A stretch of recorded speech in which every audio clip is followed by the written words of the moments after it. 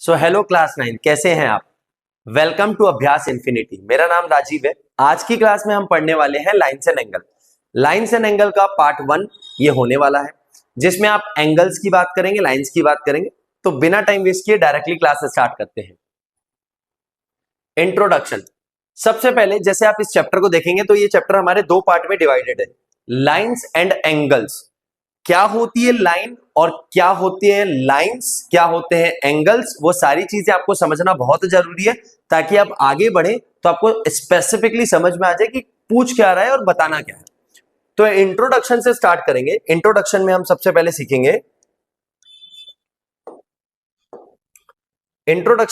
पहले सीखेंगे पॉइंट क्या होता है। What do you mean by a point. तो पॉइंट होता है एक जीरो डायमेंशनल डॉट, एक जीरो डायमेंशनल डॉट, एक जीरो डायमेंशनल डॉट, एक ऐसा प्लेसिंग, एक ऐसा पॉइंट जिसका सिर्फ कोऑर्डिनेट निकाला जा सकता है, जिसकी प्लेसिंग बताई जा सकती है, उसका कोई डायमेंशन नहीं होता। जीरो डायमेंशनल क्वांटिटी को हम लोग बोलते हैं डॉट या फिर एक पॉइंट। बात करेंगे आगे। पॉइंट के बाद आता है देयर इज लाइन। लाइन को डिटेल में थोड़ी देर बाद समझेंगे। लाइन का मतलब होता है एक one dimensional line, one dimensional 1D object जो कि सिर्फ ऐसे होती है, मतलब कि ये ब्रेथलेस होती है। ब्रेथलेस का सेंस है कि there is no breath in this line, इसकी कोई ब्रेथ नहीं होगी। Third, plane.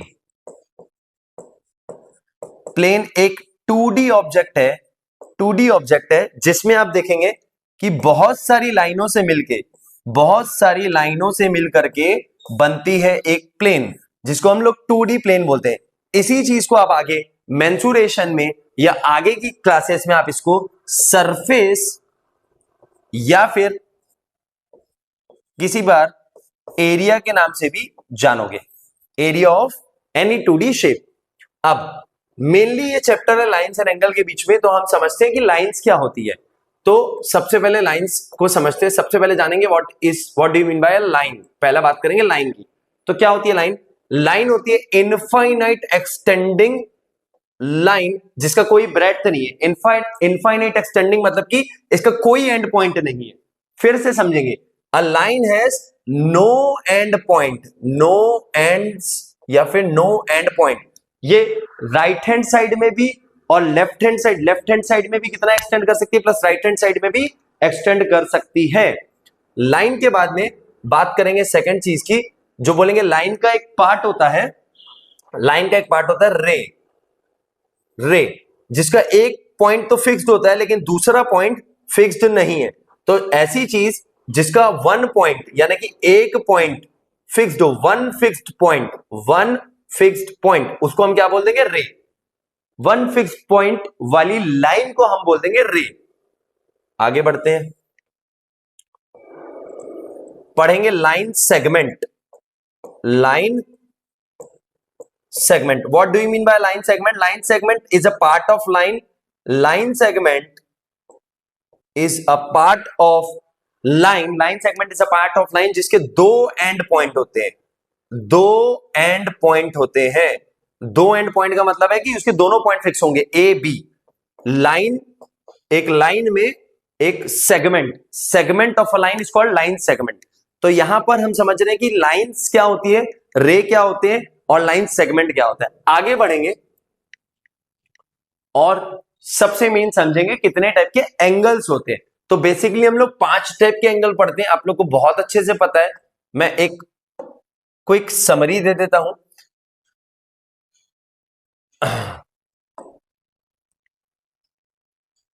एंगल्स की बात करेंगे, क्या होते हैं एंगल्स। 5 टाइप के एंगल होते हैं। सबसे पहले एक्यूट एंगल, आपको सभी लोगों को बड़े अच्छे से पता है एक्यूट एंगल क्या होता है।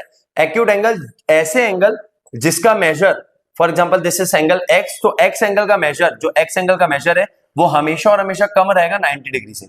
It should be always less than 90 degree और 0 डिग्री से बड़ा, 0 डिग्री से बड़ा और 90 डिग्री से छोटा, उसको हम बोलेंगे एक्यूट एंगल। उसके बाद में सेकंड एंगल हो जाएगा ऑब्ट्यूज एंगल, ये भी आप लोगों को बड़े अच्छे से पता है। ऑब्ट्यूज एंगल ऐसे एंगल्स होते हैं जिसका measure, for example this is Y, तो वाई का मेजर 180 डिग्री से छोटा रहेगा लेकिन 90 डिग्री से बड़ा रहेगा, 90 डिग्री से बड़ा और 180 डिग्री से छोटा। ऐसे एंगल को हम लोग क्या बोल देंगे? Obtuse angle. तीसरा एंगल की बात करेंगे, right angle. Right angle, what do you mean by right angle? Right angle जो बनता है 90 डिग्री, इसको आप for example if I am saying Z, तो Z एंगल का जो मेजर रहेगा वो एग्जैक्टली कितना रहेगा? 90 डिग्री। ऐसे एंगल को हम लोग क्या बोलते हैं? Right angle. Right angle. अब ध्यान से समझेंगे, राइट एंगल को एक और नाम से जाना जाता है परपेंडिकुलर। परपेंडिकुलर, परपेंडिकुलर का भी मतलब वही होता है 90 डिग्री, या फिर कई बार आप इसको नॉर्मल भी बोलते हैं। नॉर्मल टू अ लाइन, यानी कि 90 डिग्री बनाना, 90 डिग्री एंगल डेवलप करना या 90 डिग्री एंगल बनाना। अब बात करेंगे चौथे टाइप के एंगल की, जो कि होता है स्ट्रेट एंगल। बड़ा आसान है।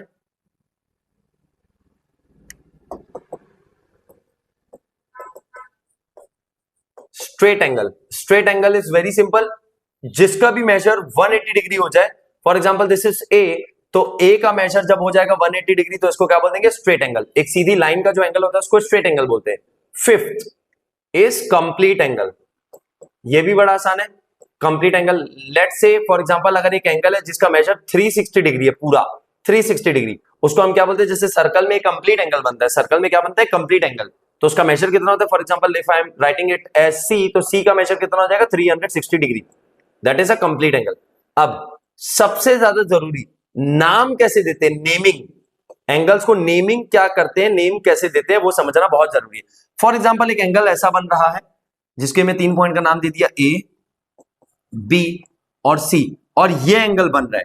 तो सबसे पहले इसका नाम समझना पड़ेगा आपको। ये जो एंगल बन रहा है, ये एंगल कैसे बन रहा है? सबसे पहली बात तो ये, तो आप बोलोगे कि सर दो रेस के बीच में जब कुछ रोटेशन आता है, जिसका एक एंड पॉइंट फिक्स हो बी, एक कॉमन वर्टेक्स, एक एंड पॉइंट फिक्स हो बी, और दो रेस का एंगल बन रहा है, रोटेट करिए दो एंगल्स बी पॉइंट के अगेंस्ट, तब बनता है यहां पे एंगल।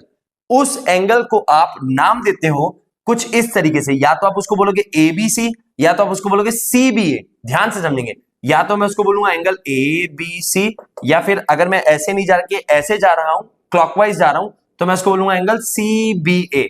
इंपॉर्टेंट बात यह है कि ये जो एंगल बी है, जहां पे कॉमन वर्टेक्स शेयर हो रहा है, ये कॉमन वर्टेक्स बी, इसको आपको बीच में रखना है। इंपॉर्टेंट बात यह है कि इसको बीच में रखना है। हाँ, इसको कई बार हम लोग सिंगल नाम से भी जानते हैं। सिंगल नाम से मतलब कि सिर्फ और सिर्फ एंगल बी भी मैं बोल सकता हूं, बट ये कंडीशनल रहता है। जब बी पॉइंट में सिर्फ एक एंगल बन रहा है, जैसे कि यहां पे आपको दिख रहा है ये, तब हम इसको बोलेंगे एक नाम से कि सिर्फ एंगल बी। बट बहुत सारे केसेस में, जैसे कि फॉर एग्जांपल अगर आप किसी, फॉर एग्जांपल यहां पे देख रहे हैं, जैसे कि एक एंगल बन रहा है ए बी सी, और यहां पे बन रहा है डी पॉइंट, तो यहां पे आप देखेंगे बी पे दो एंगल बन रहे हैं, एक ये वाला एंगल और एक पीछे वाला एंगल, ये पीछे वाला एंगल। तो यहां पे आप एंगल बी से रिप्रेजेंट नहीं कर सकते, क्योंकि यहां पे बी के पास दो एंगल है। तो जब आप एंगल बी बोलोगे तो ये समझ में नहीं आएगा कि आप राइट हैंड साइड वाले एंगल की बात कर रहे हो या फिर लेफ्ट हैंड साइड वाले की बात कर रहे हो। यहां पर देखेंगे। अब एक और चीज बहुत इंपॉर्टेंट है, क्योंकि आप अभी क्लास 9th में आ चुके हैं, तो आपको एंगल का वेरिएशन भी पता होना चाहिए कि आप कौन से साइन को यूज करते हो। तो जनरली हम लोग एंगल्स को नाम देने के लिए यूज करते हैं एंगल थीटा। क्या नाम बोलते हैं? थीटा। थीटा एक वेरिएबल है, वेरिएबल यानी जिसकी वैल्यू फिक्स्ड नहीं है, तो उसको आप थीटा भी बोलते हो। तो थीटा फाई ग्रीक अल्फाबेट से, जिसको हम यूज करते हैं हमारे वेरिएबल्स को बताने के लिए, वेरिएबल को रिप्रेजेंट करने के लिए। ओके, आगे बढ़ते हैं। रिलेशंस, सबसे ज्यादा जरूरी चीज आपको पढ़नी है रिलेशंस में। अभी रिलेशंस क्या क्या होते हैं, कैसे होते हैं, वो अभी आप समझेंगे। फर्स्ट में सबसे पहले रिलेशन बिटवीन एंगल, यानी दो एंगल्स के बीच में कैसा रिलेशन आने वाला है उसको हम समझने वाले हैं।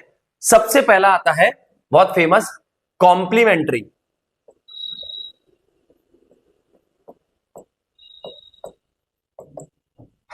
Complementary angles. What are complementary angles? बड़े सिंपल से समझेंगे। कोई भी दो एंगल का सम, व्हेन एंगल्स, कोई दो एंगल का सम जब 90 डिग्री आ जाए, तो ए और बी को हम लोग क्या बोल देंगे? Complementary angles. क्या बोल देंगे? Complementary angles. When the sum of two angle is equal to 90 degree, then we can call those two angle equal to complementary angles. दोनों एक दूसरे के कॉम्प्लीमेंट है। ध्यान से समझेंगे कॉम्प्लीमेंट्री एंगल्स कैसे बन सकते हैं। अगर आप देख लो फॉर एग्जांपल ये वाला एक एंगल ए है, ये वाला एक एंगल बी है, और इन दोनों को जोड़ेंगे और दोनों का मेजर अगर 90 डिग्री आ जाए तो आप इन दोनों को क्या बोल देंगे, कॉम्प्लीमेंट्री एंगल्स।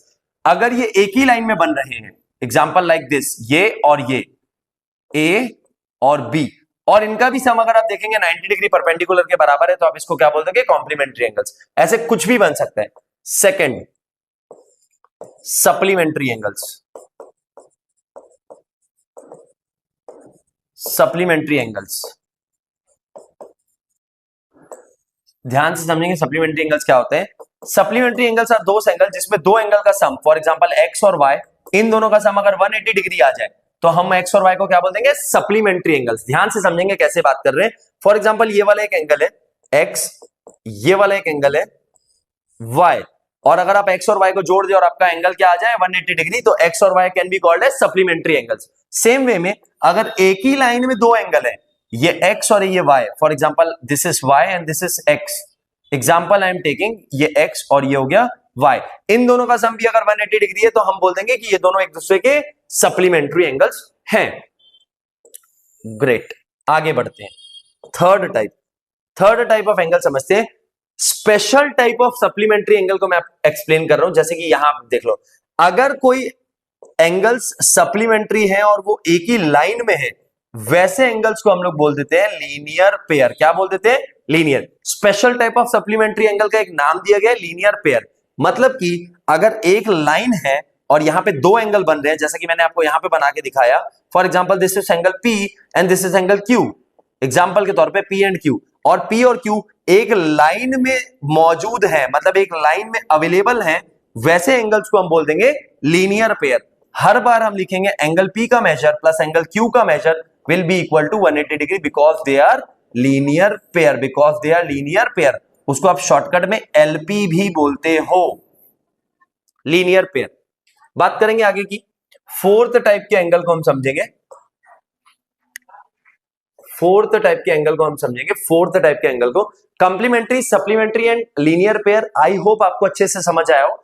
यहीं पे एक पार्ट है ये ए और बी का, जिसको बोलते हैं एडजेसेंट एंगल। ध्यान से समझेंगे एडजेसेंट एंगल क्या होते हैं। रिलेशन होता है एडजेसेंट एंगल्स का। एडजेसेंट एंगल्स ऐसे दो एंगल होते हैं जिसमें कोई रिलेशन नहीं है, एंगल्स का सम नहीं होता है, बट वो दोनों नेबर होते हैं, नेबर। ध्यान से समझेंगे, दे आर नेबर्स, उनको आप एडजेसेंट एंगल्स बोलते हो। मतलब समझेंगे, अगर एक कॉमन लाइन, इसको आर्म भी बोलते हैं, कॉमन आर्म, एक कॉमन आर्म दो अलग अलग एंगल्स को सेपरेट कर रही है, तो ये जो दोनों एंगल है, for example angle A and angle B, A and B, इसमें कोई रिलेशन है या नहीं है, वो क्वेश्चन आपको बताएगा कि एडजेसेंट एंगल का सम ये है, प्रोडक्ट ये, जो भी है, but angle A and B are called as adjacent angles. Adjacent मतलब कि पड़ोसी, नेबर्स, एडजेसेंट एंगल, या फिर डायरेक्ट एडजेसेंस भी बोल देते हैं। फिफ्थ, बहुत ध्यान से समझेंगे। अभी आपने दो लाइन का रिलेशन नहीं समझा है, लेकिन अगर आप दो लाइंस के रिलेशन को समझेंगे तो for example like this and like this, ये दो लाइन है, दो लाइन है, लाइन L और लाइन M। एग्जांपल के तौर पे ये वाला जो एंगल है, ये वाला एंगल जो लाइन O पे जो बन रहा है, ये वाला एंगल, और इसके नीचे वाला जो एंगल है, ये एंगल, ये दोनों एंगल का मेजर आपस में बराबर होगा। फॉर एग्जांपल मैं बोल रहा हूं इसको एंगल 1, इसको बोल रहा हूं एंगल 2, तो एंगल 1 का मेजर एंगल 2 के एग्जैक्टली बराबर होगा। क्यों बराबर होगा उसको हम अभी समझेंगे। उसको बोलते हैं vertical opposite angles, VOA, vertical opposite angles, vertical opposite angles VOA। Similarly opposite side में आप देखेंगे ये दोनों एंगल्स भी है, ये दोनों भी है,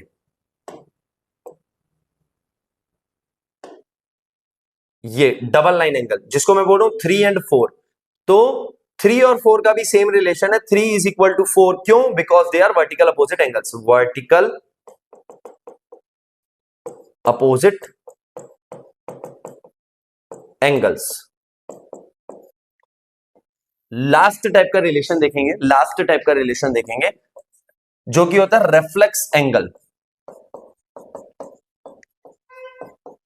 रिफ्लेक्स एंगल्स, तो रिफ्लेक्स एंगल क्या होते हैं? रिफ्लेक्स एंगल हमेशा याद करेंगे, एक एंगल का रिलेशन है कि उसका रिफ्लेक्स क्या है। रिफ्लेक्स होता क्या है, ध्यान से समझेंगे।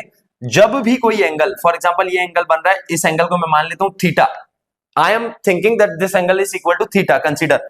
तो थीटा के जो पीछे वाला पूरा पार्ट बच गया कंप्लीट एंगल का, जो थीटा के पीछे वाला जो पार्ट बच गया कंप्लीट एंगल का, ये पूरा पार्ट, इसको बोलूंगा रिफ्लेक्स ऑफ थीटा। क्या बोलूंगा? रिफ्लेक्स ऑफ थीटा, जिसका मेजर होता है, रिफ्लेक्स एंगल का मेजर होता है 360 degree minus theta. Reflex angle निकालने का तरीका 360 माइनस थीटा, बहुत आसान है, बच्चे बहुत निकाल चुके हैं, बार बार करते हैं, ध्यान से समझेंगे। रिफ्लेक्स एंगल डायरेक्ट नहीं होता है, रिफ्लेक्स एंगल होता है किसी एक एंगल का, रिफ्लेक्स एंगल खुद ही अवेलेबल नहीं होता है, किसी एंगल का रिफ्लेक्स निकाला जाता है। कंडीशन ये है कि रिफ्लेक्स एंगल हमेशा और हमेशा 180 डिग्री से बड़ा होगा और रिफ्लेक्स एंगल हमेशा और हमेशा 360 डिग्री से छोटा होगा।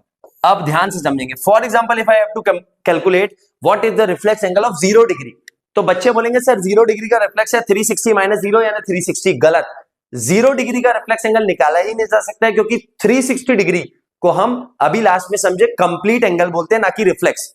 360 डिग्री किसी भी एंगल का मेजर आ गया, उसको आप बोलोगे complete angle, not reflex. Same way में अगर मैं आपसे पूछूं कि भाई अगर 180 डिग्री का मुझे रिफ्लेक्स निकालना है तो क्या पॉसिबल है, तो आप बोलोगे नहीं। 180 डिग्री एक स्ट्रेट एंगल है, स्ट्रेट एंगल का रिफ्लेक्स यानी कि जो पीछे वाला पार्ट है वो भी एक स्ट्रेट एंगल बनता है, जिसको हम रिफ्लेक्स नहीं बोलेंगे। 179 डिग्री का रिफ्लेक्स निकाला जा सकता है, 0 डिग्री का नहीं, 1 डिग्री से 179 डिग्री तक की आप रिफ्लेक्स निकाल सकते हो। 180 का रिफ्लेक्स पॉसिबल नहीं है। जैसे कि अगर मैं आपको बोल दिया 200 का रिफ्लेक्स बताओ, तो वो भी पॉसिबल नहीं है, क्योंकि 180 से छोटे एंगल्स का ही रिफ्लेक्स बताया जाता है या किया जाता है। आई होप ये रिलेशंस आपको समझ में आए होंगे। इन रिलेशंस को यूज करके कुछ क्वेश्चंस ट्राई करते हैं।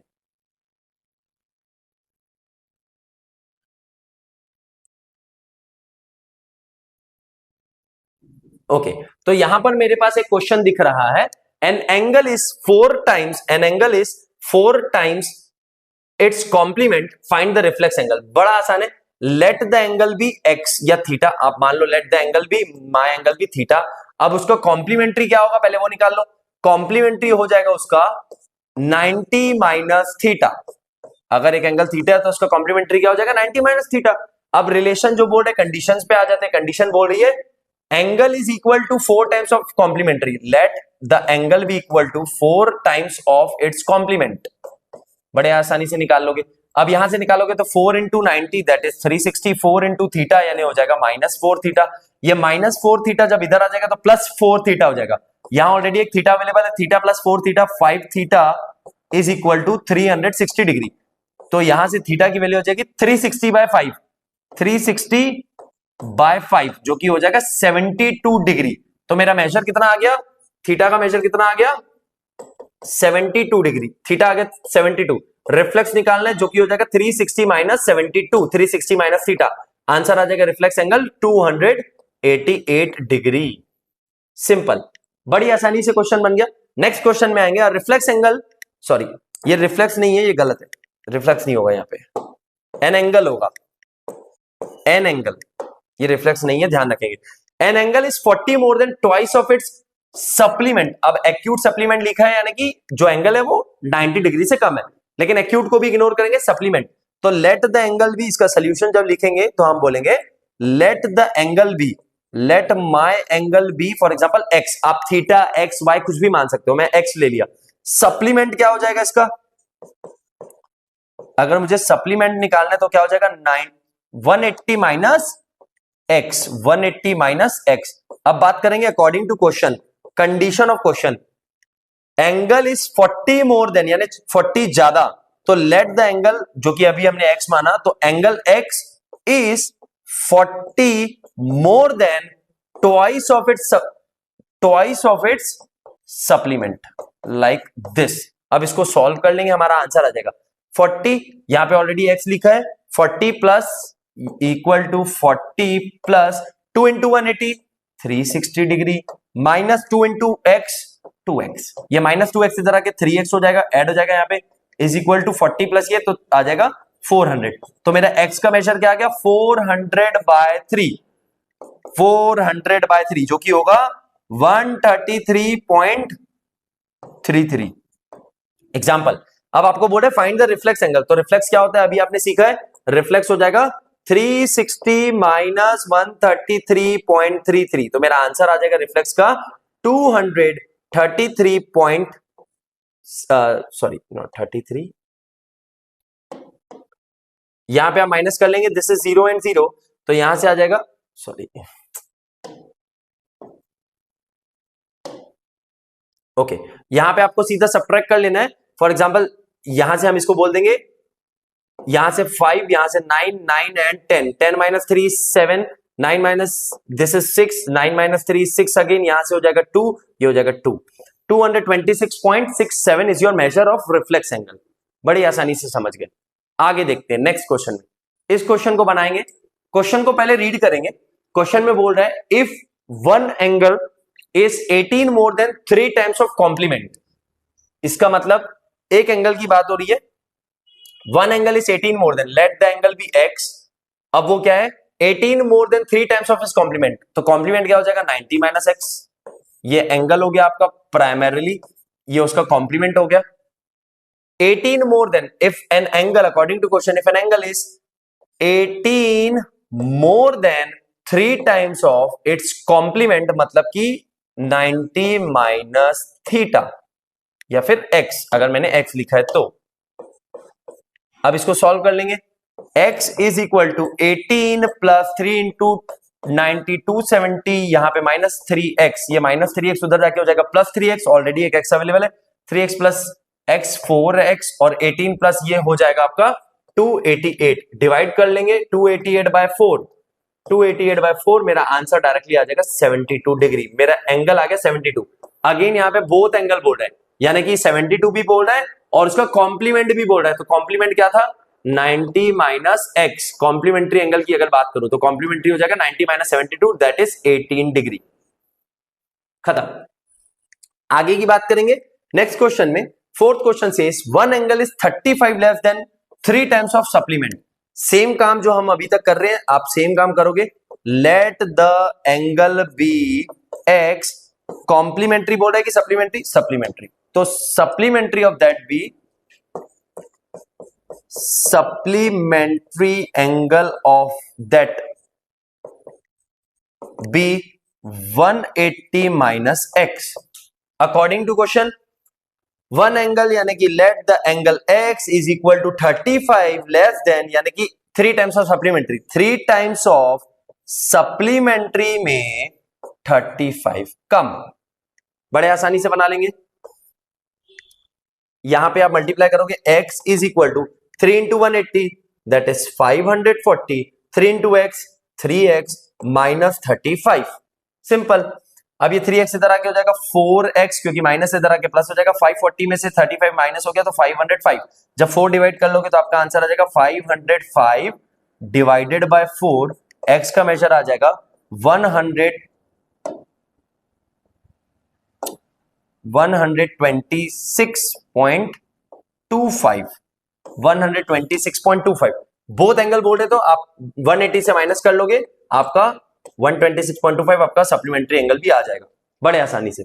नेक्स्ट, ओके क्लास, तो अभी आपको जो हमने बताया वो एक बेसिक इंट्रोडक्शन था लाइंस और एंगल्स के बारे में, relation of complementary, supplementary, linear pair, ये सारी चीजों के बारे में।